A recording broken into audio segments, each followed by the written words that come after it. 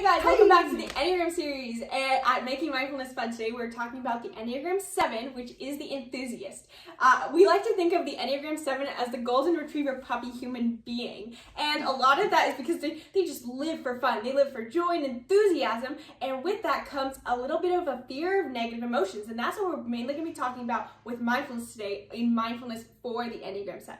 Yes, so please, before we begin, make sure you like this video, make sure you subscribe to our YouTube channel, and do not forget to turn on post notifications so you don't miss a single one of our Enneagram posts, all right?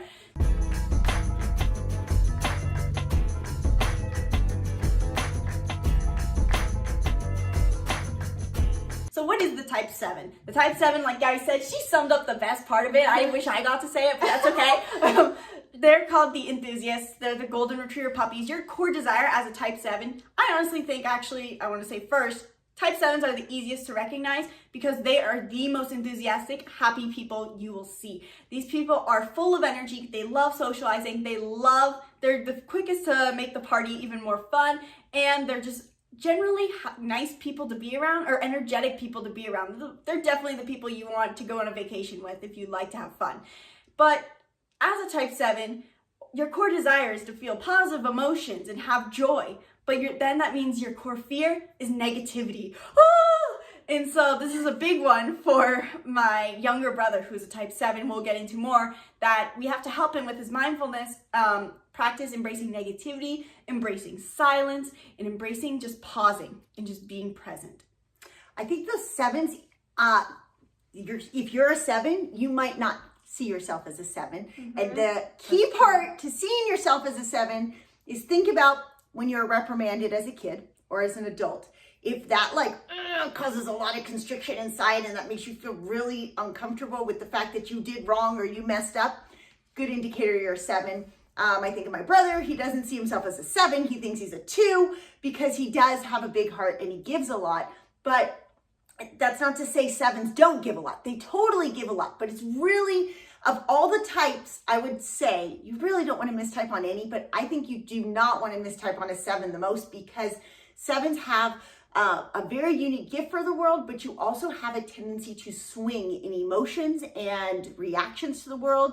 And so with a couple key things that we're going to talk about with mindfulness for type 7s, it can make such a difference in your life, because like I said, you have an amazing gift, but if you avoid negative emotions, you are going to have to avoid that by throwing on a lot of bad reactions and behaviors to how you interact with your life. And life is not necessarily geared for type 7s, because type 7s, you don't really want to have to just be responsible and be in a routine. Like, and some reason, like the world wanted to set that up, and it's about to change anyways. And type 7s, you're gonna love this new world that we're moving into. But for today, type 7s, number one thing a type 7 needs to do is sit with negative emotions. And I think it's so simple but really complex, right? Like, that's the worst thing that you could tell a type 7 to do. I don't want to sit with my negative emotions. Let me just laugh it off or make a joke about it. And we could use this example with our little brother. He's 12, and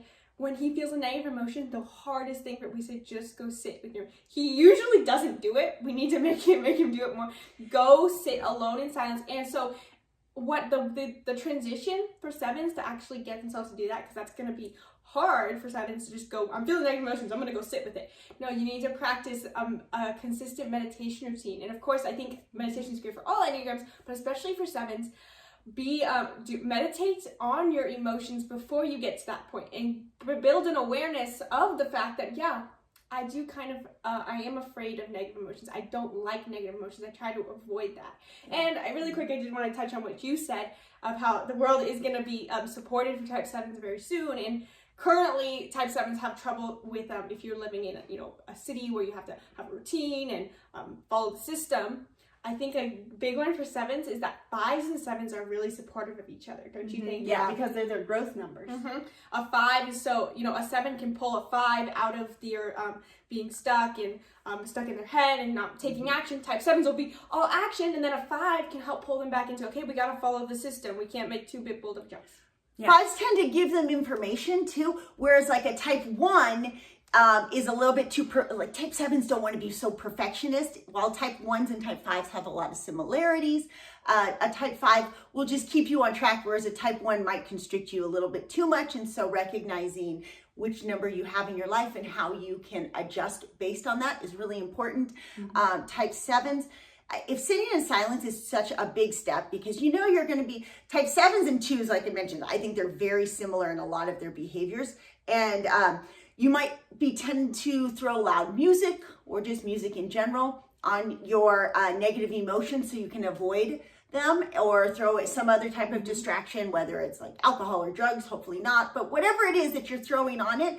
So sitting in silence might be way too big of a step. I think it helps that Jariah, he meditates with us most nights, so at least it's providing an opportunity to at least recognize that there is emotion going on, maybe even if at the time it's just embracing the positive emotions that he's surrounded by his family. But like literally he'll meditate, and he's like randomly throughout the middle of it, he'll start like rubbing my leg. Like probably because of something's triggering in his brain of like going towards something negative, and he has to like draw back real quick to like, oh, my mom's here, I'm loved, I'm happy, which is all good. None of this is good or bad. It's just recognizing that. Yeah. And so I did want to even touch more on that for another activity you should do. I personally think that type 7s are going to be more drawn towards guided meditations or creative meditations that involve lots of loud sounds or sound baths even. Those are great things. But I think if you wanted to practice, I think the best combo of mindfulness practices you can do as a type 7 is silence meditations, but then also doing another mindfulness practice of mindful music listening, where you just listen to help you with your negative emotions. You put on some headphones, listen to some music, and journal about how the songs are making you feel. Be aware of the emotional push and pulls that you're feeling, so that you have a separate outlet from not just being like, I'm sitting in silence, it's scary. So type 7s are usually drawn towards my personality type. My wing is a 7, but because I'm like, Friday, 5 o'clock, let's go party. But during the day, I'm a little bit more driven. And type 7s benefit a lot from my empowerment course. It's hard for you to follow through all the steps, but let me give you a little tidbit. Type 7s, if you just make small steps towards the feeling you want to create, like if you don't want that negative emotion, so you're going to have to think a little bit ahead about like, well, create the positivity in your life going forward. And you might have a tendency to be so in that moment of fun that it's not until you trip up and like fall down and you're like, this is negative, I don't want this, I don't want this. So it just takes a little bit of thinking ahead and being mindful of like, what am I trying to create in my life? What things can I do today to create more of that tomorrow? Definitely. Yeah, I do have one last quick activity that for you guys to do. I promise I won't give you any more. But because type 7s, they love joy, another struggle they have is they're naturally addictive personalities. That doesn't mean I'm saying that every type 7 is an addict. I mean that you have an addictive personality. You get to, try this, do this a ton, and then no.